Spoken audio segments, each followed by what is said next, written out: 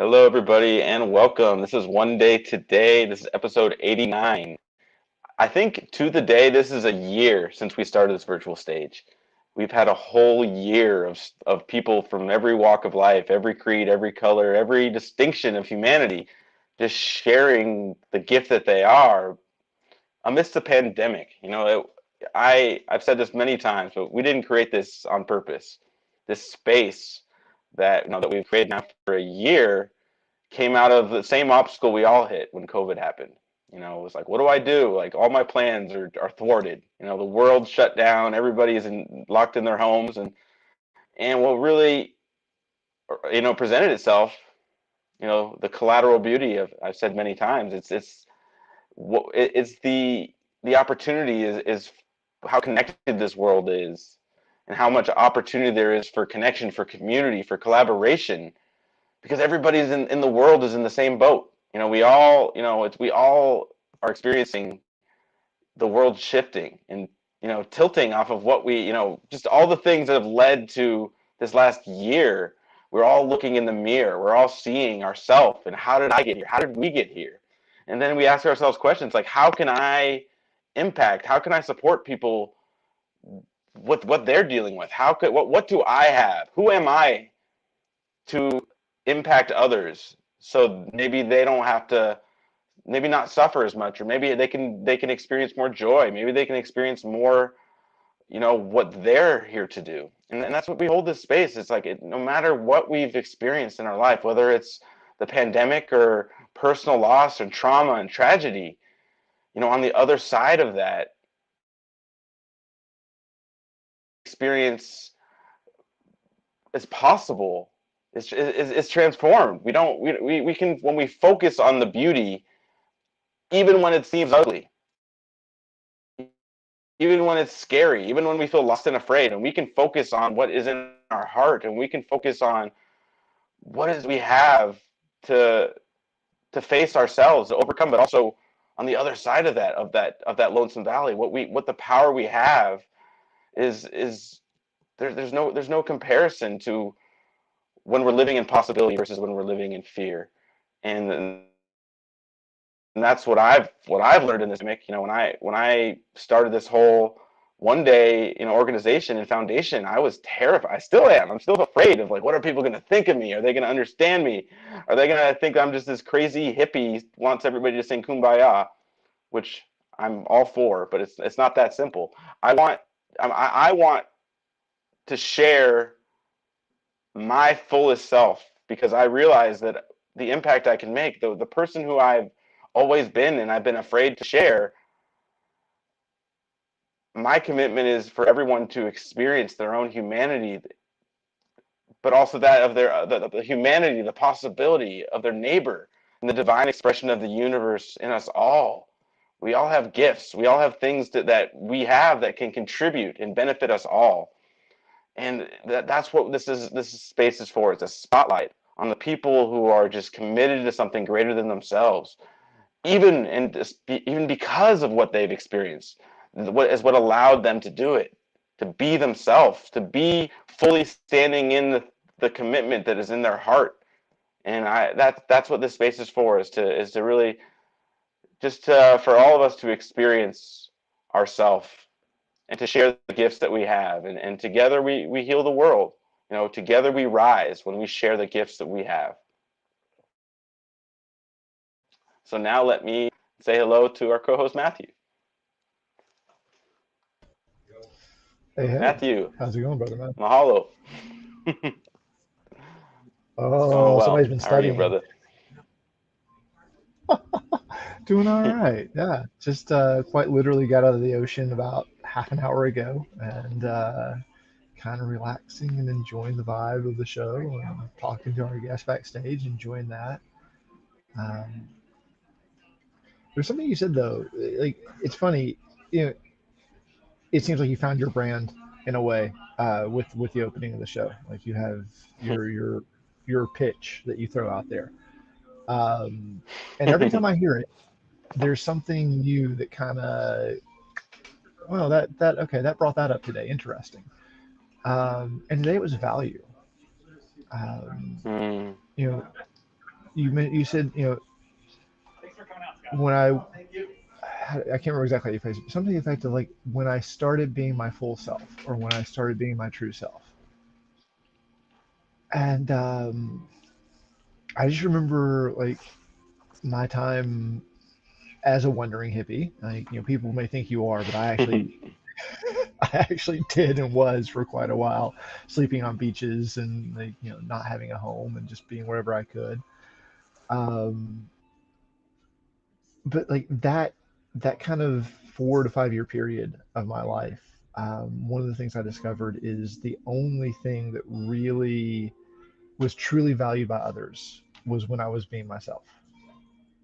And what kind of blew me away at the time and also scared me and, like, almost embarrassed me in the moment, like, was just by being me, people wanted to pay me. Like, they wanted to give me money. They wanted to, like, support me in some way, shape, or form.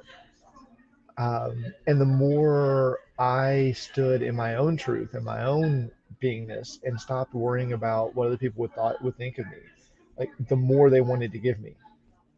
And it was a really weird experience. Um, but the lesson that it taught me, or at least what I took from it, anyways, was the only thing of value in this world is authenticity. And when I am authentic, people around me respond to that.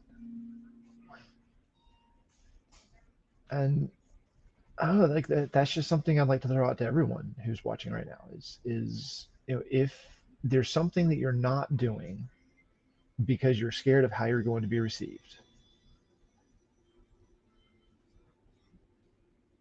just drop it. Just take a chance, take a leap of faith, jump off the cliff, go hang gliding, whatever it is. Like, just take a chance to be you. And regardless of how anyone else around you reacts to that, keep doing it for a while.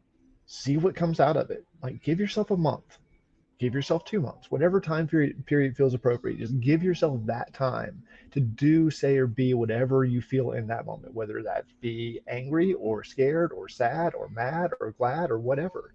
Like, just be it, and then see how people around you respond. Just a fun little experiment.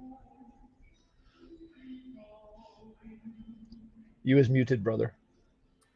Thank you. So it takes, well, I love what you're saying. It takes courage. It's confronting sometimes to, step into our own self.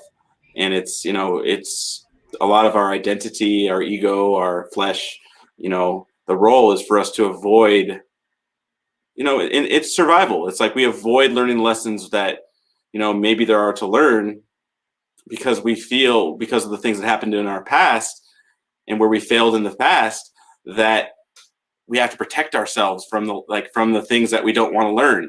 And in my experience, it's, the very things that I was avoiding taking responsibility for. The very thing, it's like you could tell me, like, it's like I want to be happy, I want to be fulfilled, I want to experience joy, and all the things that were you're really in my way were the things that it's like you could tell me to do anything, but don't look at that one thing. Don't look at that one. It's like it's always the thing that you don't want to look at that is your avenue to experience and transform, going beyond fear. And it's not something that you just a checklist like, oh, I'm not afraid anymore. Fear will come and fear will go. And it's like, how do we respond to the lie that fear presents us to? It's always, it's something you've said a lot and you've pointed to me a lot too. It's like fear is always based in a lie. It's always based in something that we don't want to see. And it's an opportunity though, and it's really when it's our compass. When fear is like, oh, I'm afraid right now.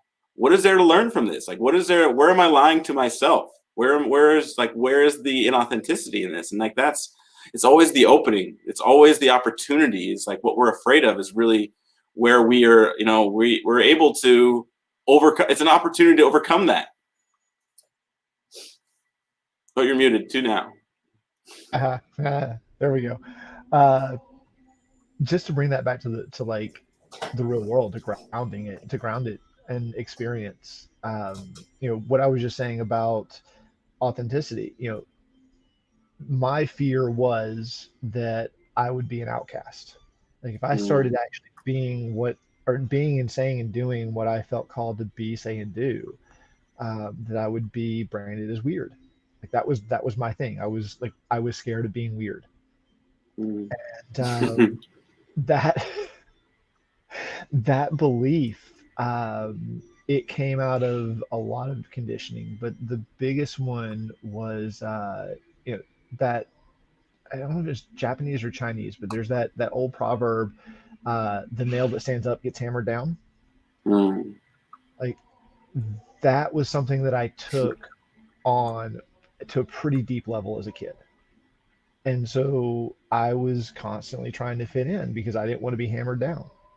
I didn't want to be beat up. I didn't want to be outcast. And then when I started looking at that fear and saw the belief, which was that I would be outcast, I would be thrown out, and then asked myself the question, is that really true? The answer mhm, that came back was, I don't know. And it was that I don't know that allowed me to transform the fear into curiosity. And then the mhm, curiosity went, well, okay, let's find out what happens if I actually do this. mhm. And that was where things really started rolling for me. Like once I started like looking at the world from a perspective of what will happen, because I don't actually know. Like once I Mm. really core my beliefs and realizing I don't actually know if any of this is true. Let's go find Yeah, out. Like that's when things started getting fun. that's beautiful. And I really hear what you're sharing. It's like you were the clear. At first, you were the. It's like the clearing you are. It's like the thoughts we have in the like. Physical objects. My phone exist in time and space, but possibility exists in language, in our words, and what you're just sharing. How you were the clear in your own language with yourself. At first you were clearing for you're the clearing of being a possibility of being weird. It's like any opportunity was like, oh, I might be weird, or this might be weird, and like, but then you became a clearing for curiosity, and like you saw it was the same situation but a different experience, and you transform that fear into a curiosity, and that's exactly that's the exact embodiment of this process that we hold up in this space. It's like everybody has that in some form or another, and it is how the world occurs to us is how we show up in the world, is how we act, is how we think, and how we feel, and how we be. And it's like, but that's a beautiful, thank you for sharing that. It's a beautiful way to embody this process we've shared every 89 episodes has been that exact process. And it's like I have not seen an exception. Yeah, like this seems to be maybe not the core, but definitely a core for us right now. Like this Mm, is it definitely feels like it's something worth picking at repeatedly. mm. So we'll see how it goes. I'm actually curious to see how our guest Yeah, today goes as well. yeah. Yeah. I'm gonna invite our first guest, but first let me say hello because we got Yanni, we got Hero or Yanni all the way in the Philippines. Good to see you, brother. And we got Patrick too. Hey guys, welcome back. Good to see you both here with us. So now I'm really excited about our guest today. I had a really good conversation with him a few weeks ago, and he just has a vision, and he's got a huge heart, and I'm really excited for him to share his story. But please welcome to the stage, Gabi Jabron. Is that how you say your last name, Gabi? Yeah, Jabron. Yeah. Jabron. Welcome, Thank you brother. for having me. Yeah, feels good to be here. Thank you for that share. I mean, that was opening up some things in me from both of what y'all shared.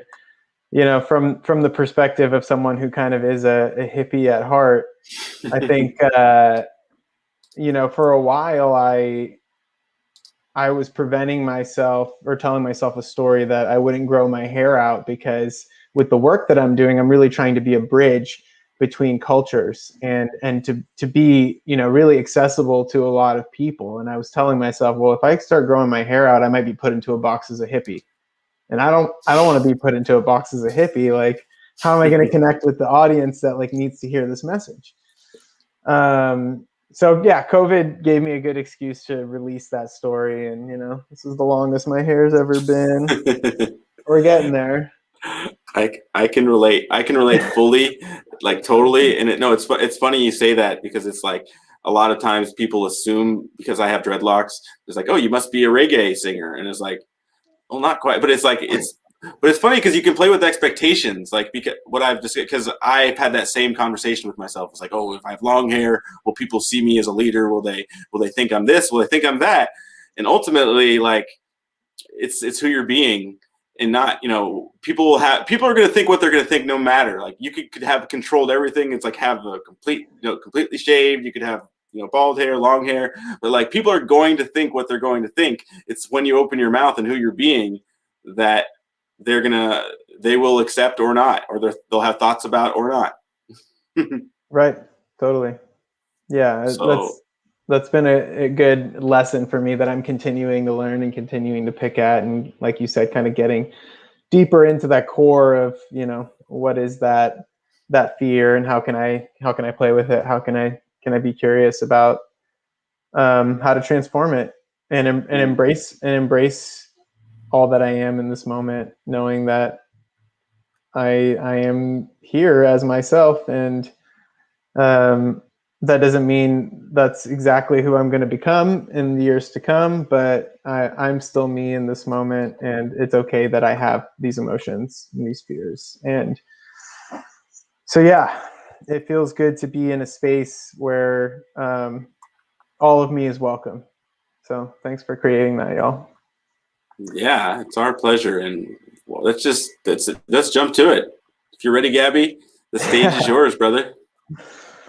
Thank you. Yeah. I think part of just what's come up for me, and what I'd like to share more of as I reflect on my own journey to be where I am, and just for some context here, y'all, I'm born and raised in, what's considered to be Silicon Valley, and I worked in tech for a while, and I burnt out for a number of reasons, doing things that weren't necessarily aligned with who I was at my core, selling products that weren't necessary for people to take care of themselves and nourish themselves, and being in a toxic work culture, and coming back to an environment at home, because I was living with my home while I was working in tech, where my mom would nag me and remind me to do things that I had already done or was in the process of doing, and or knew that I had to do and was going to get to it. And just this feeling of constantly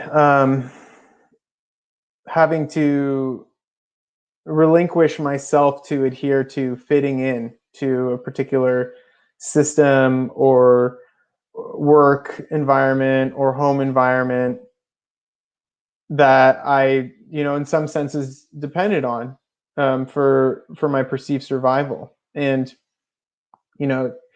part of what what was being said by Matthew and Abram, and reminded me of this, is the talk about authenticity. And I am reminded of Dr. Gabor Mate's work, who does a lot of work with trauma and addiction, and talks a lot about parenting as well. And, growing up as a kid, like, one of your basic needs is attachment. Like, you need some dependable figure in your life to help take care of you for pretty much all of your needs, up to a certain point. And as that person grows up and begins to develop more of themselves and who they are, in order to thrive, there is a need for authenticity to have its place.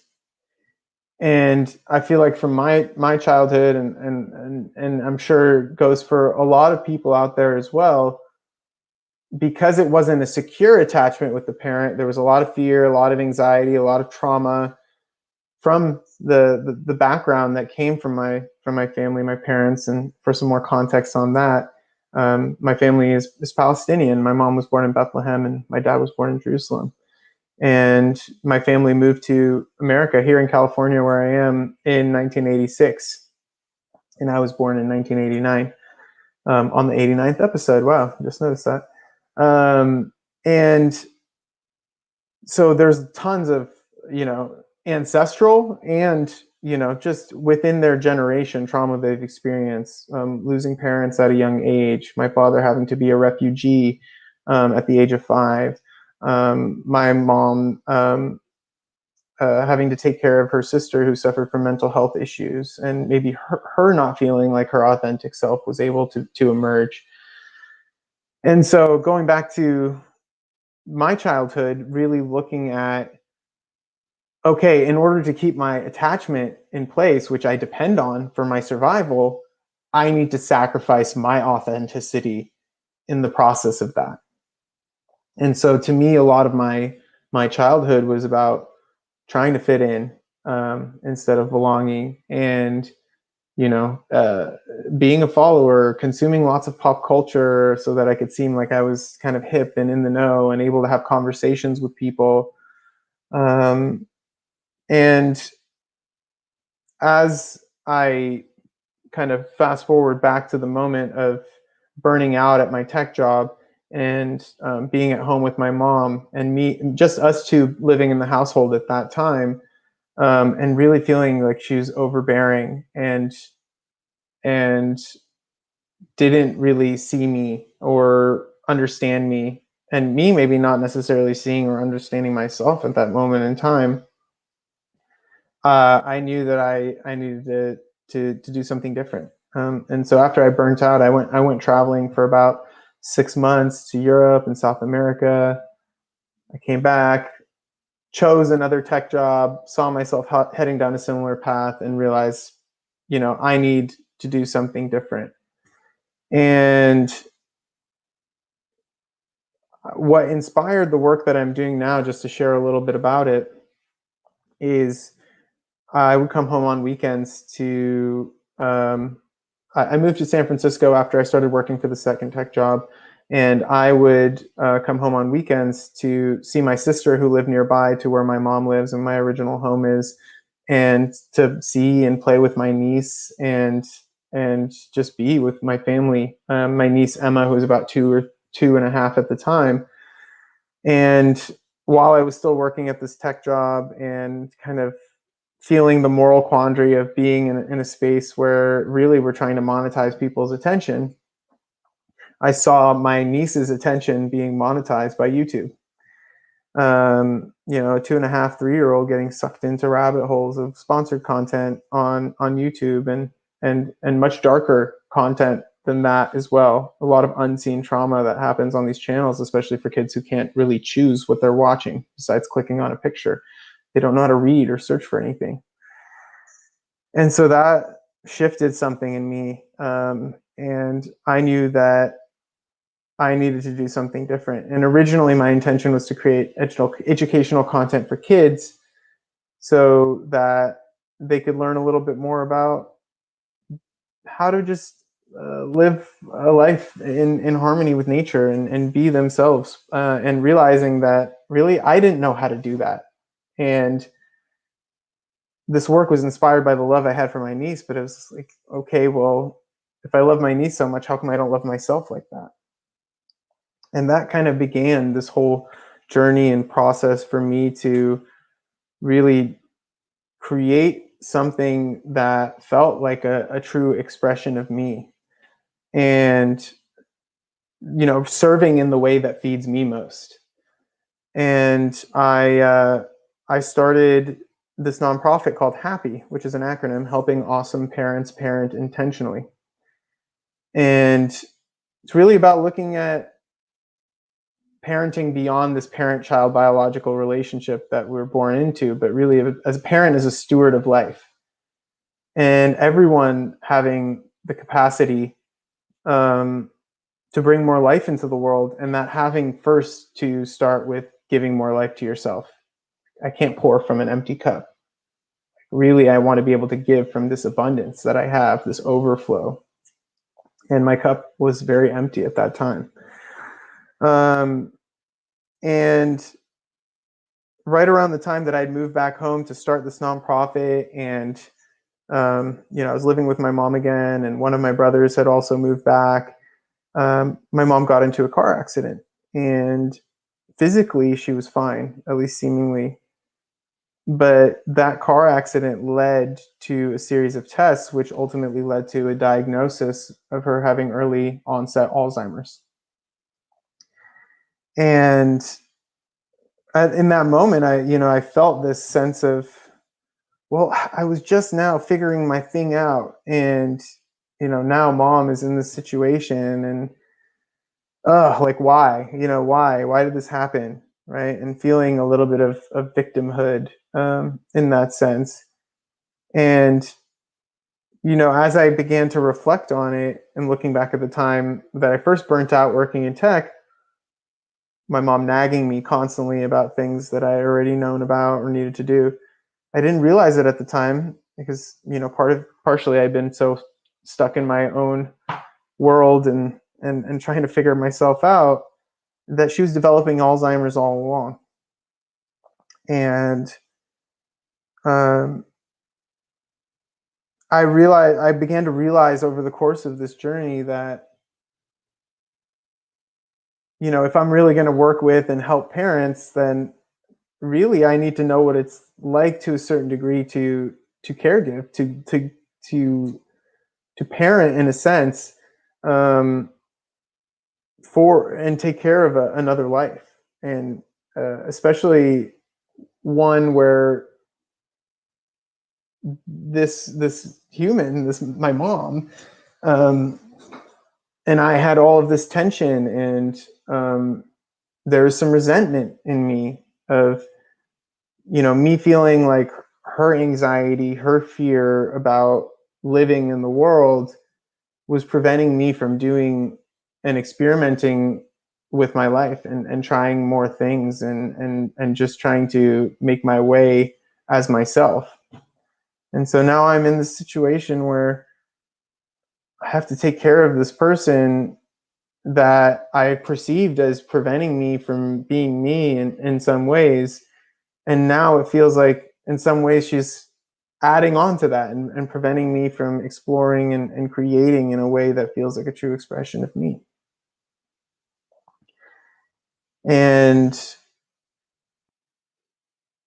as I've gone through this journey and really seen it's so many stages of, pushing me away, feeling like she didn't need help, not not accepting her situation, and kind of trying to hold on to her previous reality, to me then having to learn how to accept her in the place that she was in, and that I couldn't depend on her to care for me in the same ways that she previously had, cleaning the house and cooking meals for me, and, bringing her deep sense of love that she had for me, whether or not I could feel it in the moment, that was all shifting and transforming.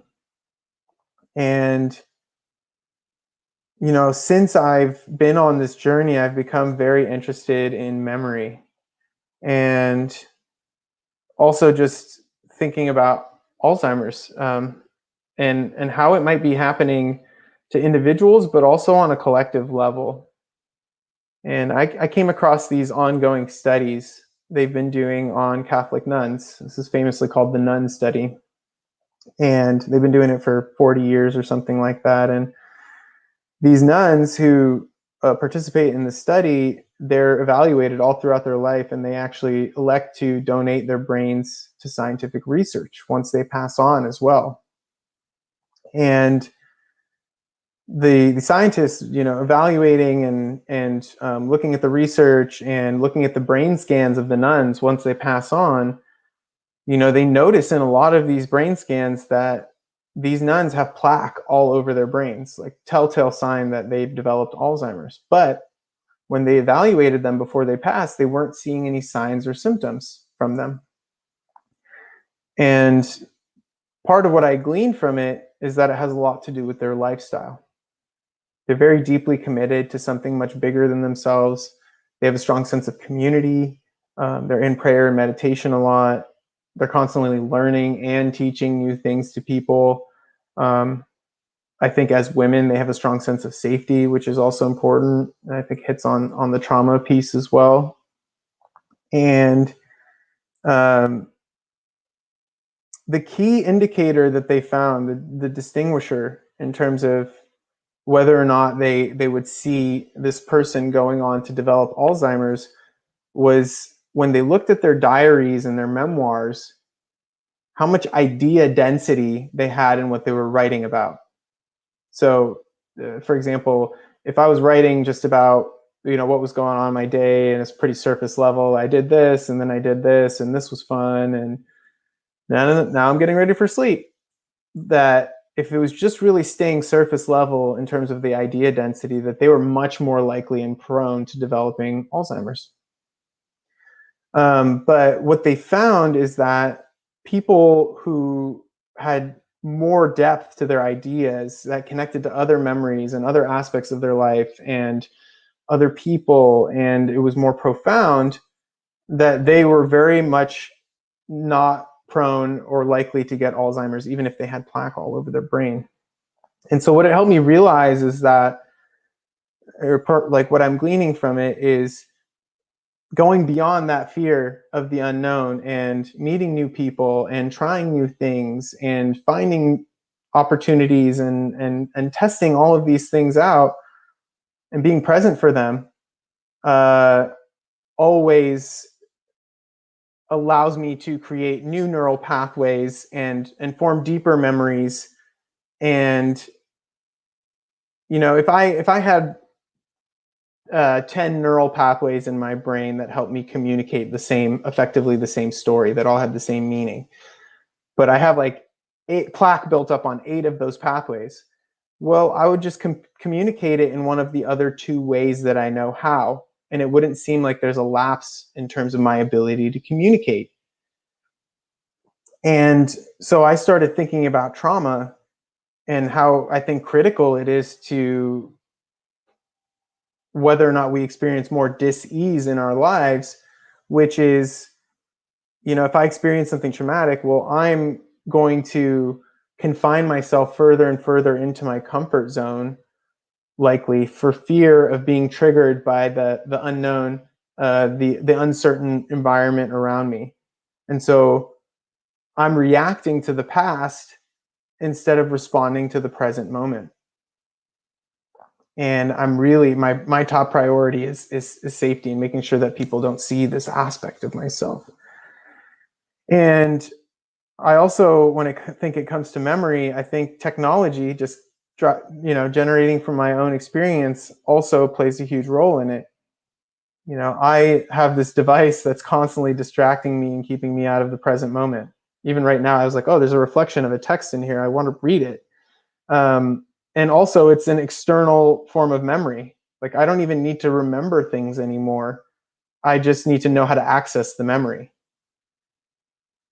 And oh, by the way, I just have a constant stream of information.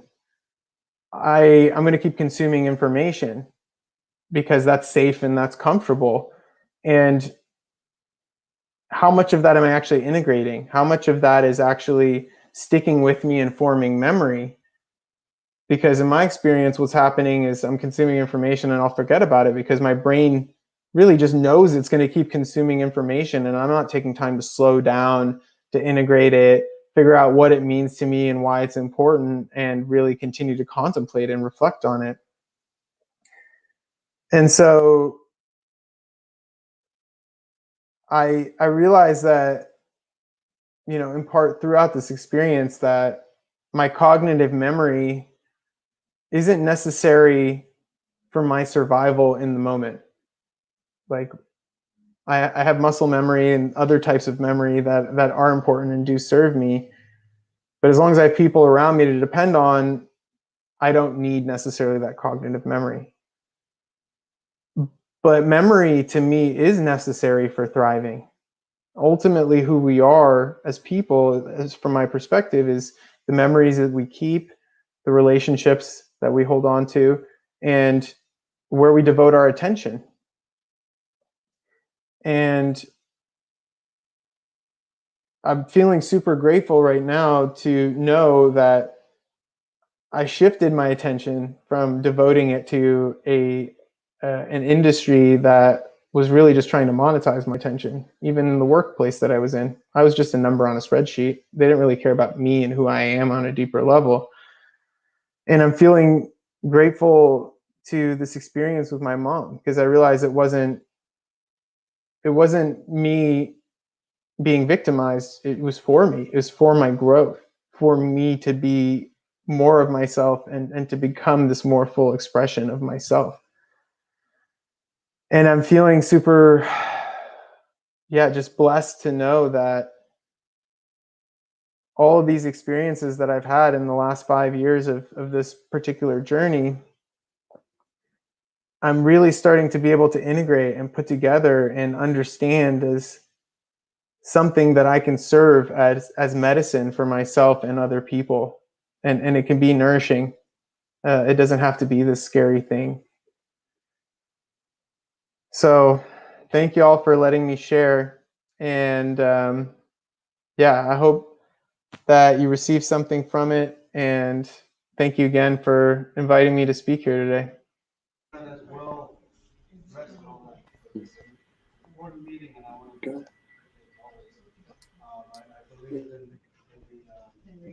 There we go. Sorry, I had a bit of an issue with the tech side of it. Thank you, man. But there was a lot in there that stood out. But there was one common thread that kept coming back around that I feel like would be worth exploring a little bit more and teasing out. Sure.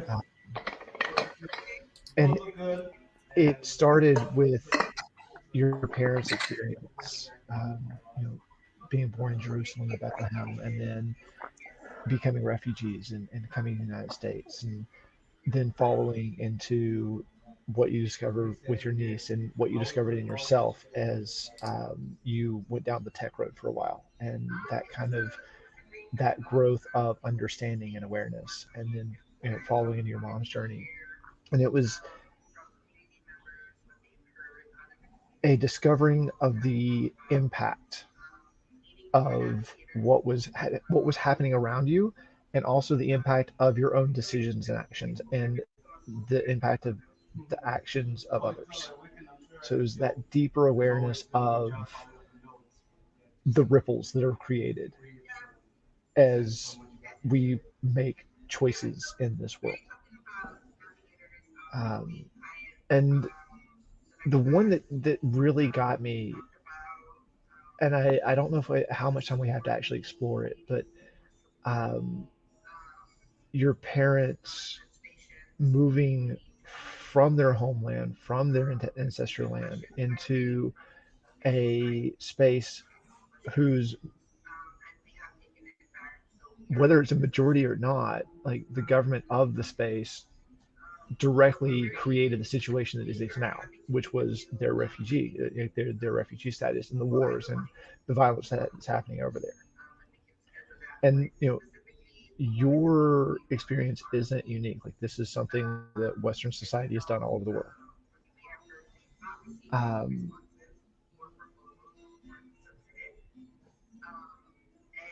the thing that I really appreciated out of a lot of what you shared was not harboring resentment for that.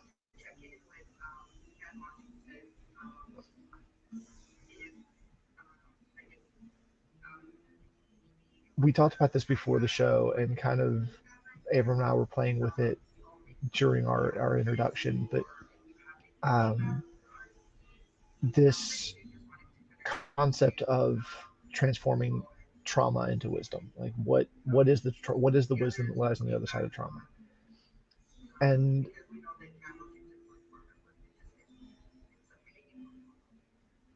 all these things happened. Like, there's nothing we can do to change what happened. There's nothing we can do to change what is. But what we can do is take what we can from what is and create something new and loving going forward, which is what you're doing now. And so I wonder if you would kind of play a little bit more with that theme and maybe talk a little bit more about your experiences growing up with your parents and the like kind of the context that they pass down to you from their experience, because Mm, that is kind of the deeper thread, which is we are born into a world of context, and that context is kind of indoctrinated into us as we grow up, and we're told this is reality and this is how things have to be. right. But your journey has been one of questioning that, and that's mine and Abrams as well. Like really breaking through the assumptions of the previous generations and going, okay, no, what is really here right now? What opportunities do I have in this moment? And how can I basically, I mean, to go back to the old cliche, make lemonade out of lemons? Um, so yeah, like that's, Mm, I know it's a lot, but like, feel free to play with that for a little bit. totally. And I'm happy to dive in. I want to make sure that on time we're doing good though, Abram, because I know there was something else that you wanted to share. Oh no, you're good. I'll make time. I could share in 15 seconds if I need to. So there's Okay. please, this is your space. Okay. Yeah, I think one of the things that I've been sitting with is this within one generation, this complete almost disconnect from our ancestry and culture. Um, and I, I only got little tastes, little aspects of what my grandparents were like. I didn't really know them or meet any of them. I didn't know their gifts really. I'm starting to uncover a little bit more as time goes on. But I think there's a sense from the family perspective of, I think one of the things that came across was don't tell people we're Palestinian. Tell them that we're Lebanese. Tell them we're Jordanian. Tell them we're something else, right? Like we don't want to bring more attention to ourselves and these questions and things that naturally arise from people, judgments and curiosities. Um, Another thing I think that came through in growing up with my family is if somebody needs help, help them. But if you need help, no, like figure it out, like pick yourself up by your bootstraps kind of mentality. And I think that's been a big thing that I've been working on is being vulnerable enough to ask for help when I really feel like I need it. Um, I think, yeah, there's part of what I've always, I think, pushed on a little bit is I know that my story of growing up is different than everybody else's story to a certain degree, right? The again, the meaning, the core that we drive from them, that might be similar, but it's a different experience. And I think part of what helped me more fully grow into this understanding that I'm, not the youngest of four kids who lives in this particular family and is just trying to people please and make sure that everything feels okay on the surface because I'm, all kinds of anxious and fearful inside of me and I don't want conflict to arise, um, is meeting people who are different than me and genuinely being curious about them and going like, well, that's fascinating. Like, tell me more. And so rather than like learning in the traditional schooling model, I really felt like the way that I actually learned things was being interested in people and their stories and asking questions and being like, whoa, that's fascinating. I didn't know that. And then I'd be like, okay, I'm going to take a little bit of what that person shared. I'm going to look it up on Wikipedia or learn more about it online. And that is ultimately what helped me form more of my worldview and perspective outside of this, isolated container of my family. And, help me continue to, push the boundaries of who I thought I was or who I thought I, what to avoid and what to be scared of and all the things that naturally come through. Um, And yeah, I just think that the as the years have gone on, I've really, in hindsight, been able to reflect on that and be like, wow, this critical thing that happened at this juncture of my life completely changed the trajectory of everything that I'm doing now. And it all lines up, like it all makes sense. Like it's not linear necessarily, but every thing that happens is for me, even like the littlest things. And I might not recognize it in the moment or even a year from then or however long the timing is. But as I create more of the spaciousness to slow down and take a step back and reflect on my life and realize that that's something that happened to me, and I have a choice in how I respond, right? And how I integrate that into the lemonade that I'm making, or, as I would say, like taking that ingredient and making sauce out of it with the work that I'm doing now.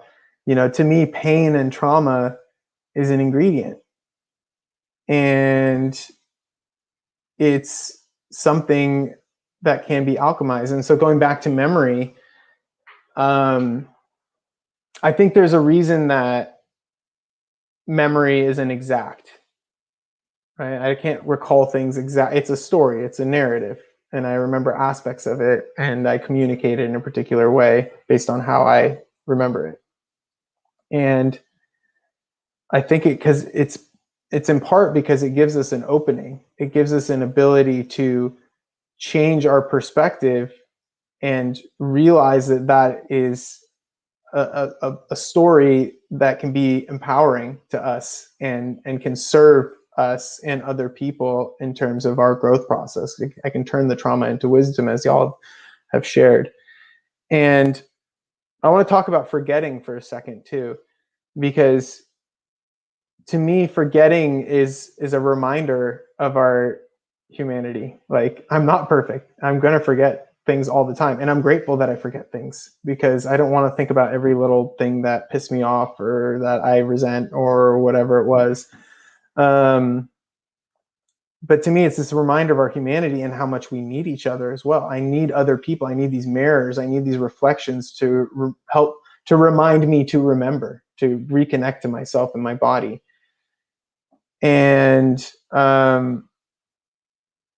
yeah, I think there is this, going back to trauma, there's like the natural type of forgetting, and then there's like intentionally choosing to forget, subconsciously or consciously or subconsciously, right? And I think that, binge drinking is kind of an example of this. It's like, trying to remember myself in this moment is too painful, or at least who I've been told that I am, or whatever trauma or fear or shame that I'm experiencing. So I'm going to drink to forget about it, in a sense. And without that strong connection to the people that you're with, it can lead to me completely blacking out, right? To the point where my body goes, okay, shut down all non-essential function. We need to process as much toxicity out of your body as possible. My body and its infinite wisdom. And, at that moment in time, my memory isn't essential. It's not necessary for my survival. So yeah, there's just like another kind of reflection that was coming through in terms of forgetting. And it's like, okay, well, I have a choice in some senses when it comes to what I am forgetting, right? And going back to what y'all are saying about that fear, right? That thing that I'm avoiding, which actually has the medicine in it that's going to serve me and help me feel more joy and presence. That is what we need to accept and ultimately embrace. To move forward. There's something I'd like to maybe throw a little challenge out to you and what you Sure. just said. I agree. Like everything you just said resonated. It did. Like it just. And at the same time, it feels like that it everything you just said also feels like a stage, like just part of growing up. Um,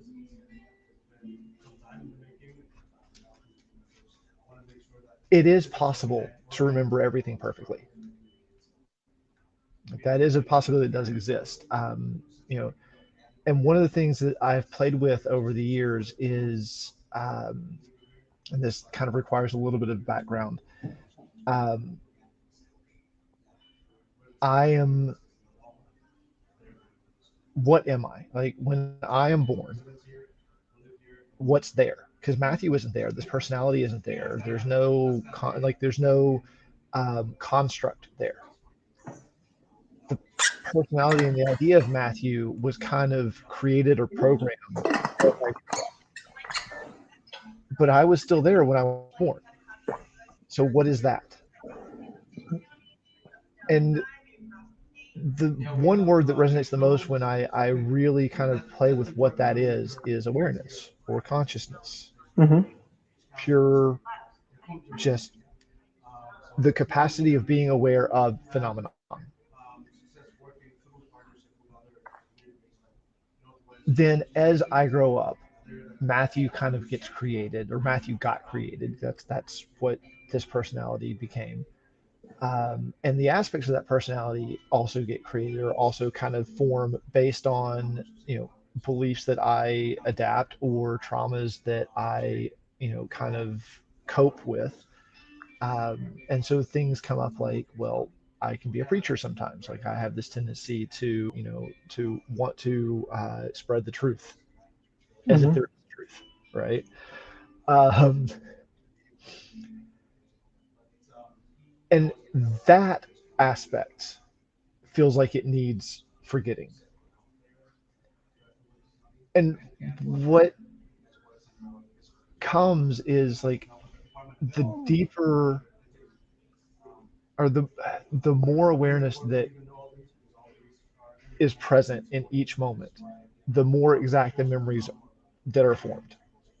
Yep. So like we used to play games with this back at one of the places I live where like you know, maybe like when somebody would open the refrigerator and then walk away, like grab something out of the refrigerator and walk away and go do something, and then like we go, where was the ketchup in the refrigerator? They didn't look at the ketchup. They didn't grab it. But like, if I was really present and that question got asked for me, I could go, oh, it was second shelf down behind the mayonnaise, on in the door, because I was present. I was there. I was aware. I saw all of it. But when I wasn't present, when I was lost in thought or lost in story or lost in Matthew, that capacity didn't really exist. Um, and so this kind of comes back to what you were talking about the ability to forget and remember trauma. Uh, and when you were talking about how everything lined up and like you know, everything all of a sudden it became clear. I had this vision of you putting a puzzle together. And the pieces, like you said, they're not linear. But at some point, as you step back and get a bigger and bigger picture, it becomes easy to go, oh, this piece goes here and this piece goes here, and this is what it's creating. Um, and so the question is, do you still need to forget, or have you grown out of that? Hmm. I think that I've grown out of consciously choosing to forget, right? And I think there's a natural forgetting, right, that happens. And I love that question. I think at some level though, there is still, addictive loops that I'm working on, right? That are maybe healthier than previous types of procrastination that I'm choosing. Like, me choosing to consume more information because I want to learn and I'm curious, but maybe from a deeper level, coming from a place of me feeling like I don't know enough yet and I can't share myself with the world until I feel like I can be that preacher, teacher, person, right? Or whatever it is story that I'm telling. So I think there are still patterns that I'm working on so that I can be more present in the moment. But I don't think I'm like consciously choosing to forget things or like trying to avoid things. Yeah, exactly. And that is, I feel like that capacity came into play when you saw that trauma and pain can be ingredients. It can be the sauce. Yeah, totally.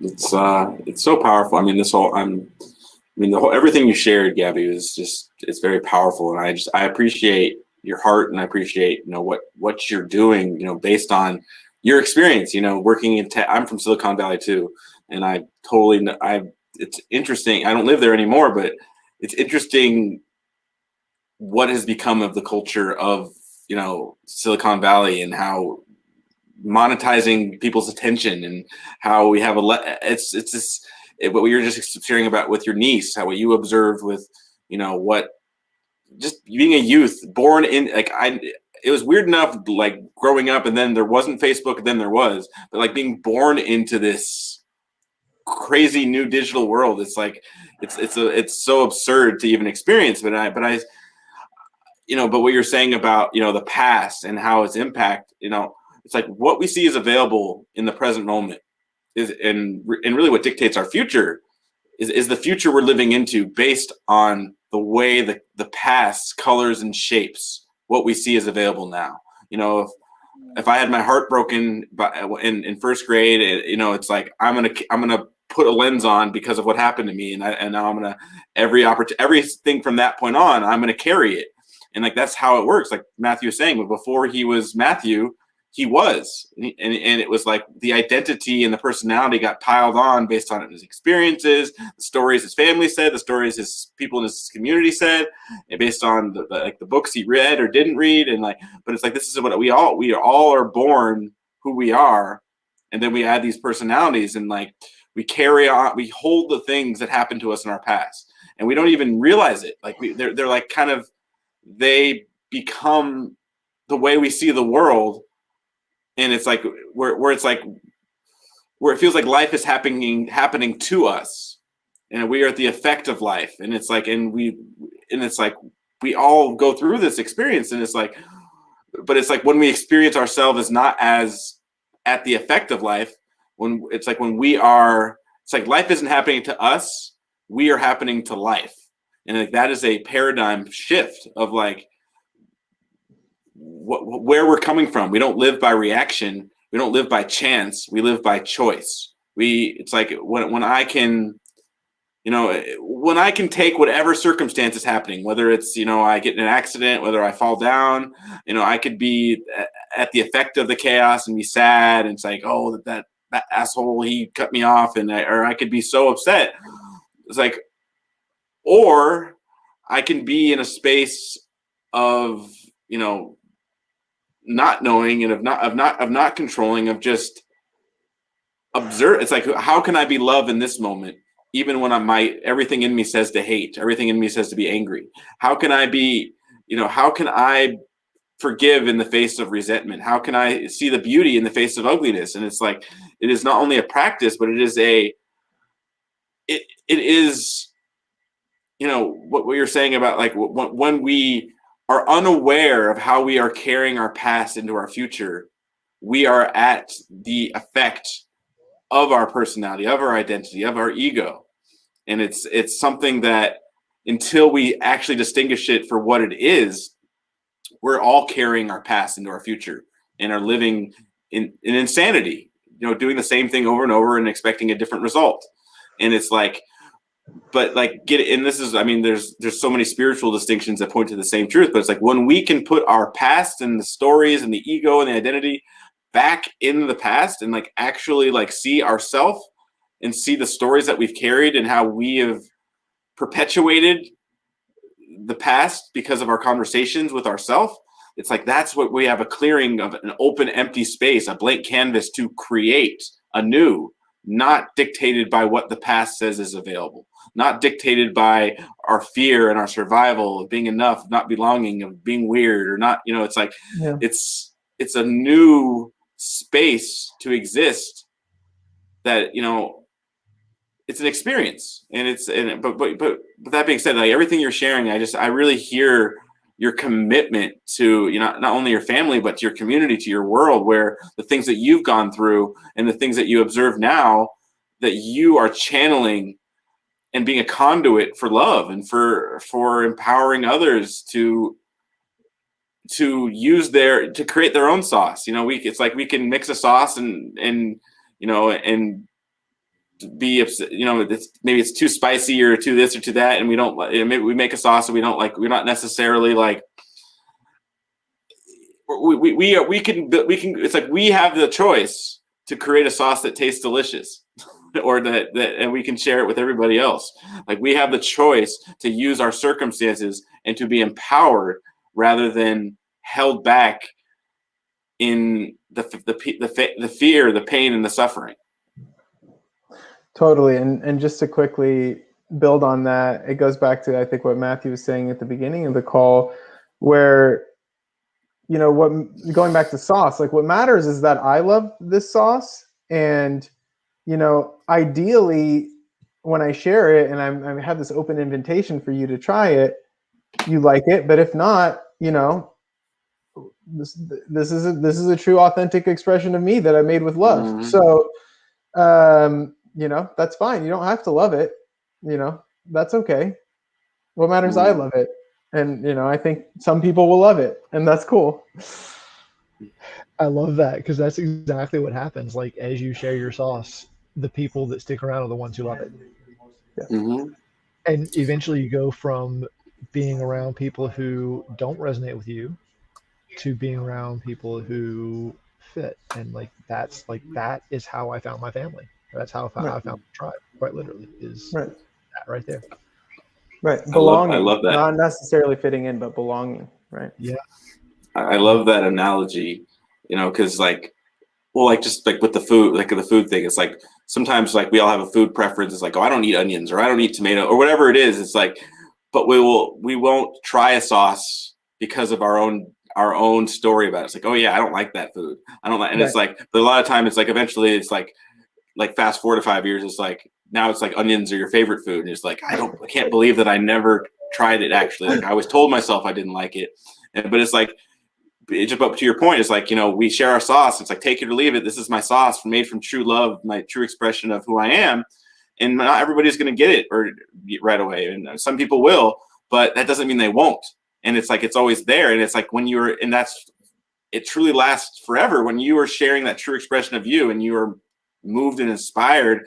It's like others will love that sauce, and some people might be ready and some people won't be ready to try the sauce, but when they are ready, they will see how amazing the sauce is, and they'll try it for themselves. And it's a gift of human, it's like of our shared expression. We can create, and everybody's at a different point in their journey. Not everyone's ready to receive or to taste or try the sauces that we all cook up. But it's like when we're all like, but you can't deny the authenticity.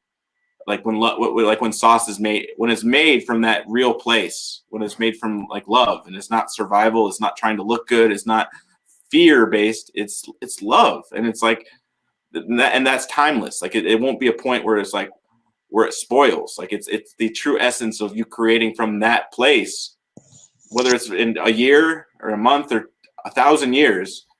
It will resonate. Totally. And there's a recipe now that people can work off of and take ingredients from and make their own sauce out of. Right. Always mix. You can always mix sauces, and that's where the fun is. It's like it's infinite. Yeah. It's and that's what inspires me is like, the recipes of humanity, figuratively and literally, like, we are all unique in our ingredients, and we can never really know like the taste of something until we actually express ourselves and we try it. And we can, and that's where the fun is. Like that's the miss. If we knew what everything tasted like, if it's like I've tried every single food, I've tried everything there is, it's like what point would there be to live? It would be like it's in the experience, in the adventure, in the searching, in the curiosity. Like Matthew was saying, that's like wonder if this will taste good with that. And it's like no, it doesn't taste good. But it's like, well, this, and then it's like, oh, that tastes amazing. And so it's like it's like we can't know until we try. And it's like, so maybe the things that have happened to you are holding you back, and maybe they're terrible, and maybe it's sadness and horrible and victim and this and that, or maybe it's all something that's pointing to something bigger, that it's just as an opportunity for you to experience you, and the beauty that you have to offer is it just took you facing the situation where you didn't think there was a way out for you to experience yourself as bigger than who you thought you were. I just realized something. If like we're gonna stick with this sauce metaphor or analogy or whatever appropriate. I think my favorite spice that you use is remembering. That was another theme that kind of wove its way through your story, was like coming back to remembering what happened, coming back to remembering what you are, coming back to the, and it's right there. It's, like there was something you said about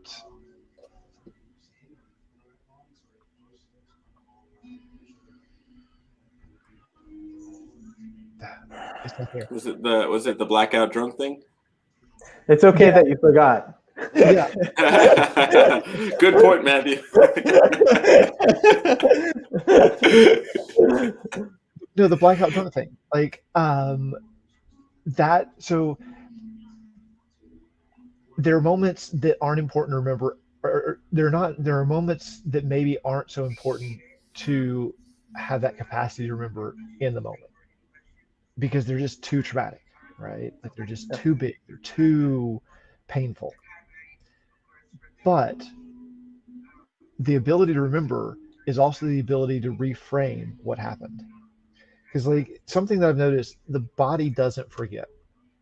The body stores trauma. And that's something that I see a lot of work in the body work I do. I do massage work with different people sometimes. And one of the things that constantly comes up is, we'll get to a certain point, like a knot or a bruise or like a fascial tear or something. And there's just so much emotion connected to that one spot.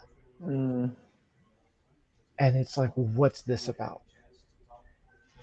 And then in the remembering, yes, the pain still exists and it brings that pain up again, but it's not quite as sharp in the remembering. And when it's not quite as sharp, then all of a sudden there's the ability to go, okay, what actually happened there? What did I do to invite that? And how can I reframe this and learn from this going forward? And when that process happens, the trauma in the body moves, it clears. Right. They can have that memory without the pain associated with it anymore. And then all of a sudden that memory, that trauma becomes the tool. Yeah, there's what happened. There's what happened. Something happened, and there's our story about what happened, and that's where the reframing comes in. It's like, something may have happened. It may have been scary. It may have hurt. It may have physically hurt. It may have emotionally hurt. Psychologically, it may have been painful. And we can carry on to something for years and years and years, and the pain isn't actually from what happened anymore. It's just from our story about what happened. And it's like that's where the reframing is. Like we get to choose the content. It's like life is a dance, and we are. It's like life is a dancer, and we are the dance. It's like that. It's dancing either way. It's like do we decide, do we want to like fall down and just cry, or do we want to twirl, or like get back up and twirl, or we get to choose what the story is. And it's like just hearing like an author, like you're an author of your own story. It's like, and then that was the hill that he died on. After that one thing happened, it was like there was no. It's like we get to say whether we give up based on the things that happened to us, or we get to say if those things that happened to us in our past are going to hold us down and we're going to carry them into our future and just be just like, well, life is terrible because this happened, and I can't trust anyone, and there's nothing happy or good that could happen because this happened to me. And it's like, it's so easy and natural to do that, but it's not who we are when we are consumed by that, when we are consumed by our story. And like it's like that we get to say, and it's like that's what I'm hearing in all this. It's like it's how we remember is our story about what happened. It's like that. It's like that's, it could, I was picked on when I was younger for being overweight, for being different, and for a lot of my life I had a story that I'm a victim and that I don't belong. And it's like that very story that I don't belong has been the source of my suffering. Like I would say for more than 9/10 of my life, probably 96% of my life, is that story. I don't belong. And it wasn't because it's true. It's because I told myself and I believed it, and I collected evidence my whole life. It's like, see, that person's laughing. They're laughing at me because or that person said something mean, or this person rejected me. So it must be true. It must be true that I don't belong. And it's like, and if I had, on one hand, like I had to go through that to know that story that I made up. And at the same time, it was like, and that's where my peace comes from, is when I see this 4-year-old Abram was scared, felt alone, felt lost because he was rejected, or he felt rejected. When I see it's a story, it doesn't have power over me anymore. I don't have to like carry it. It's like, that's my victimhood, my avoiding responsibility for my own experience is based on the story of a 4-year-old. And it seems almost silly or arbitrary. It's like, how could I let a 5-year-old story in me, this 34-year-old man now, how could I let a 5-year-old, dictate it? Like, that's how humans work. We hold on to the things that happen and we tell our story to ourselves that this is something that's bad, therefore I'm bad, or I don't belong, and you can't prove me wrong, la la la la la, I don't belong. It's like I live my life in that story without even realizing it. Totally. Yeah, it reminds me of Eleanor Roosevelt quote, which is, "No one can make you feel inferior without your consent." At some level, I am consenting to like allowing this like story to keep running. Also, I have to drop off in just a minute here. Yeah. But and we may be overtime, or I don't. How long are these? We vary between an hour and a half. We go with the conversation. Okay. But cool. This is a good time as any. But I want to give you an opportunity. Any last thoughts, Gabby? It's been such a great conversation, and I want to continue this. I want to have you back because this has been so powerful. Like just your sharing and what's opening up.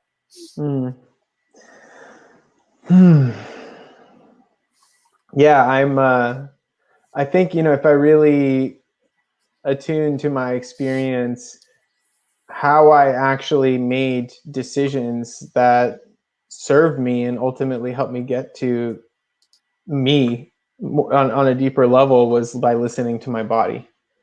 I burnt out at work, and finally my body was like, hey, this isn't working. You need to do something different. And I did. And, gradually I kept making better decisions. Right. To me, like kind of the cornerstone of what helped me shift from this fixed mindset about who I was into like growth mindset was me teaching myself how to dance and realizing like, whoa, I can actually learn new things if I like care about it and I'm interested in it, and it's it's enjoyable to me. And it reminds me of something my friend shared with me. We were at a gathering that he was helping facilitate, and his intention for the gathering was to listen to his indigenous body and not his colonized mind. And that hit me hard because I was like, wow, my body always belongs, right? And it's always in the present moment. Whereas my mind can be co-opted and coerced and distracted and fragmented, and it's always trying to fit in, right, as opposed to belong. And if I look at this compass, that I have right here, this body, if I really take the time to slow down and listen to it, I generally make a decision that's going to be of most service to me, even if it feels like I'm stretching myself out, or if there's still fear there, or whatever it might be. Just and I think a big part of my practice the last 4 years, 5 years as I've been on this journey, has been just doing body work on myself and breathing into areas where I have knots, and slowly but surely kind of unwinding my body till it feels more fluid and less rigid. And one little last thing I'll share is, I have someone who's been diagnosed with ADHD when a little over 10 years ago, or around 10 years ago. And, it's something that has improved over time. And somebody I was speaking with shared an understanding of it that I hadn't heard before, but really resonated with me, which was ADHD occurs when a soul is dynamic, but the frame that holds it is too rigid. And that could be your body, right? That could be your culture, the system that we live in, whatever it is. But if the frame that's trying to hold me is too rigid, then I'm not going to be able to, really express the vastness of myself, the multidimensionality of who I am, or it's going to be difficult to do so, at least. Yeah, that hits pretty hard. It's powerful. Yeah, because that's like, that is exactly my experience with it. I've never heard that before. I really appreciate that. Thank you. Yeah. Gabi, thank you so much, brother. I appreciate you being here, your insight, your wisdom, the work that you're doing, and just who you're being in the world. It's just inspiring. And please, come back, and we'd love to have continue this conversation. I feel like we just barely touched the surface of this. Totally. There's a lot more, I'm sure, to dive into. It's never ending, really. So yeah, I'd love to come back at another point in time, maybe in a couple months or something like that. It sounds great, brother. We look forward to it. And then just thank you again, man. It's really an honor and a pleasure to have you with us and sharing with us your story. Yeah. Thank y'all. Thank you for creating the space. Matthew, pleasure to meet you as well. I'm sure, we'll have some more conversations in the future. Peace and be well, my friends. You as well, brother. It's our pleasure. And for those of you tuning in with us, thank you so much for being with us and joining us in this conversation. I want to invite you, yes, you, to share your gift on this stage. What you've experienced in your life, what you've overcome is a gift for all of us. And I want to receive and share the gift that you are, and really just share what you've experienced, because your courage to share what you've been through is what empowers others, and what gives others leadership for themselves to take responsibility for their suffering. It's what gives them the ability to overcome whatever they're facing, whatever they're going through. You sharing gives them the courage to go beyond that. And that's really the power of the gift that you are and what you've experienced. Your sharing is what gives others life. Your sharing is what gives others possibility that they don't even see until you share.